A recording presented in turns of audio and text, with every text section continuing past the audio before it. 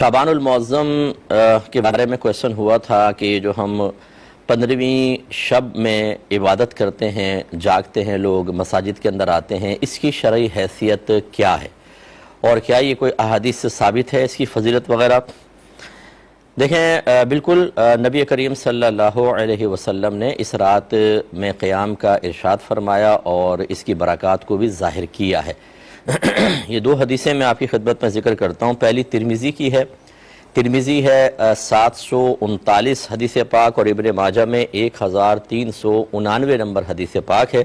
سیدہ عائشہ صدیقہ رضی اللہ تعالی عنہا اس کی راویہ ہیں، کہتی ہیں کہ ایک رات نبی کریم صلی اللہ علیہ وسلم کو میں نے اپنے پڑوس سے غائب پایا، یعنی آپ کی باری تھی، سرکار آپ کے حجرے میں تھے لیکن آپ کی آنکھ کھلی تو سرکار نہیں تھے۔ تو کہتی ہے میں تحقیق حال کے لیے باہر نکلی تو میں نے آپ کو جنت البقیع کے قبرستان میں پایا۔ تو سرکار نے مجھے دیکھ کے فرمایا کہ اے عائشہ، کہ آپ اس بات کا خوف رکھتی ہیں کہ اللہ تبارک و تعالیٰ یا اس کے رسول آپ کے حق میں کوتاہی کریں گے، یعنی یہ کہ آپ نے ایسا گمان کیا کہ میں کسی اور زوجہ کے پاس چلا جاؤں گا؟ تو سیدہ عائشہ نے بالکل واضح اور صاف اپنی گزارش کی کہ یا رسول اللہ، بے شک میں نے گمان کیا تھا کہ شاید آپ اپنی دیگر ازواج کے پاس تشریف لے گئے ہیں، یعنی اس غیرت نے مجھے ادھر تحقیق کے لیے باہر آنے پہ مجبور کیا۔ تو نبی کریم صلی اللہ علیہ وسلم نے فرمایا کہ بے شک اللہ تعالیٰ ان اللہ ینزل لیلۃ النصف من شعبان الی السماء الدنیا، کہ بے شک اللہ تعالیٰ 15ویں شعبان کو یا شعبان کی نصف شعبان کی رات کو اپنی شان کے لائق آسمان دنیا پر نزول فرماتا ہے۔ فَيَغْفِرُ لِأَكْثَرَ مِنْ عَدَدِ شَعَرِ غَنَمِ كَلْبٍ، پھر وہ بنی کلب ایک قبیلہ تھا، اس کی بکریوں کے بالوں سے زیادہ لوگوں کی بخشش و مغفرت فرما دیتا ہے۔ اس کا مطلب ہے کہ یہ رات بڑی افضل اور مبارک رات ہے۔ اور اسی طریقے سے دوسری حدیث میں جس کے راوی حضرت مولا علی رضی اللہ تعالی عنہ ہیں، یہ کہتے ہیں کہ نبی کریم صلی اللہ علیہ وسلم نے ارشاد فرمایا، یہ سنن ابن ماجہ کی 1388 نمبر حدیث پاک ہے، کہ سرکار فرماتے ہیں اذا کانت لیلۃ النصف من شعبان، کہ جب شعبان نصف شعبان کی رات ہوتی ہے، فقوموا لیلہا، تو اے لوگو تم اس کے رات میں قیام کرو، وصوموا نہارہا، اور اس کے دن میں روزہ رکھو، یعنی اگلے دن۔ اور یہ دونوں استحبابی حکم ہے کہ وجوبی نہیں ہے، عبادت کرو، اگلے دن روزہ رکھو۔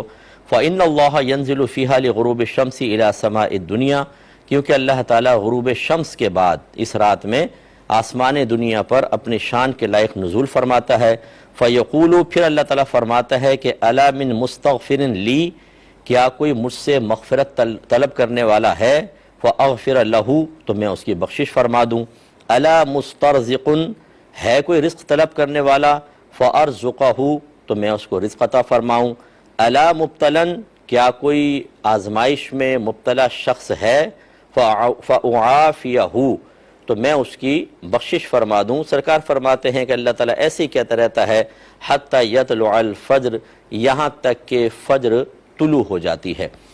ان دونوں حدیثوں میں دیکھیں کہ نبی کریم نے اس رات میں بخشش و مغفرت کی بشارتیں بھی دی ہیں اور اللہ تبارک و تعالیٰ کی طرف سے انعامات کا ذکر بھی فرمایا ہے۔ تو اس لیے اس رات میں آپ عبادت کریں۔ بس یہاں ایک وضاحت میں کر دیتا ہوں کہ جب آپ یہ حدیثیں کسی کے سامنے بیان کریں گے تو وہ کہیں گے یہ ضعیف حدیثیں ہیں۔ بالکل میں بھی مانتا ہوں یہ ضعیف حدیثیں ہیں، لیکن یہ ذرا سمجھ لیجئے گا کہ ایک ضعیف حدیث ہوتی ہے، ایک موضوع ہوتی ہے۔ موضوع کہتے ہیں جھوٹی حدیث کو، اور ضعیف کہتے ہیں اس حدیث کو جو سرکار سے متصل ہوتی ہے، وہ سچی حدیث ہی ہوتی ہے، لیکن اس کے بیان کرنے والے جو راوی ہوتے ہیں، راویان حدیث، ان میں کچھ کمی ہوتی ہے۔ کسی کا حافظہ کمزور ہوتا ہے، کسی کا تقوی کم ہوتا ہے، لیکن وہ حدیث جھوٹی نہیں ہوتی، پہلی چیز یہ۔ اور دوسری بات یہ ہے کہ جو محدثین ہیں وہ خود ارشاد فرماتے ہیں کہ ضعیف حدیث فضائل میں معتبر ہے، یعنی اس کا مطلب یہ ہے کہ ضعیف حدیث سے اگر کوئی فضیلت آپ ثابت کرنا چاہیں تو بالکل کر سکتے ہیں۔ میں معذرت کے ساتھ عرض کرتا ہوں، اگر کوئی سنے تو بالکل اس کا مطلب آپ اس پہ غور و تفکر کر لیجئے گا۔ میں کوئی مناظرہ نہیں کرنا چاہتا، خدا نخواستہ، کہ آپ بھی یہ بات پڑھتے ہیں کہ ضعیف حدیث فضائل میں معتبر ہے، پھر مطلقاً ان حدیثوں سے ثابت شدہ عمل کی نفی کرنا کیسا ہے؟ ایسا نہ ہو کہ یہ کہیں کہ ایسی کوئی رات ثابت نہیں ہے، یہ غلط ہے، اور میدان محشر میں نبی کریم یہ کویسچن کر لیں کہ میری حدیث کو رد کیوں کیا تھا، اگرچہ اس میں ضعف تھا، تمہیں کمزوری محسوس ہوئی راویوں کی وجہ سے، لیکن تم نے منع کیوں کیا امت کو اور مطلق انکار کیوں کیا؟ تو لہٰذا کیا جواب دیں گے؟ ایسی چیز جو حدیث سے ثابت ہے وہ تو سنت کہلاتی ہے، بدعت تو نہیں کہلاتی۔ تو ایک تو یہ ہے۔ دوسرا ایک اور جہت ہے، وہ یہ کہ کیا اجتماعی طور پہ اس عبادات اختیار کر سکتے ہیں، جیسے مساجد میں آ جائیں؟ یہ بعض لوگ کہتے ہیں کہ چلو ٹھیک ہے حدیثوں سے ثابت ہوا، لیکن اپنے گھر میں عبادت کریں۔ آپ مساجد میں آ جاتے ہیں، وہاں پہ مجمع کثیر ہو جاتا ہے، یہ دکھائیں سرکار کے دور میں کہاں تھا؟ پہلی بات تو یہ کہ جب نبی کریم صلی اللہ علیہ وسلم کسی چیز کی فضیلت ذکر فرمائے، میں دائرہ ادب میں رہ کے کویسچن کرتا ہوں، تو کیا وہ یہ کہتے ہیں کہ اجتماع نہ کرنا بلکہ سنگل کرنا؟ بس کہاں لکھا ہے؟ نبی کریم نے تو نہیں فرمایا۔ جب ایک ترغیب دے دی تو وہ اجتماعی طور پہ کریں، انفرادی طور پہ کریں، یا مسجد میں کریں، گھر میں کریں، ہر چیز ہر طریقے سے مطلقاً ان فضیلتوں کو حاصل کرنے کی اجازت اس میں پوشیدہ ہوتی ہے۔ باقی یہ کہ نبی کریم صلی اللہ علیہ وسلم نے ایسا اہتمام کرتے نظر نہیں آئے، صحابہ کرام کرتے نظر نہیں آئے، تو کوئی بات نہیں۔ خود صحابہ کی زندگی ہمارے سامنے ہے کہ جب انہوں نے دیکھا کہ دین کو تقویت دینے والا کوئی معاملہ ہے، تو انہوں نے یہ نہیں دیکھا کہ نبی کریم نے کیا یا نہیں کیا، پہلے والوں نے کیا کہ نہیں کیا، انہوں نے اس کو اختیار کیا ہے۔ جیسے تراویح کی جماعت نبی کریم صلی اللہ علیہ وسلم کے دور میں نہیں ہوتی تھی، صدیق اکبر کے دور میں نہیں ہوتی تھی، لوگ تنہا تنہا پڑھتے تھے یا دو چار اپنی جماعت قائم کر لیا کرتے تھے۔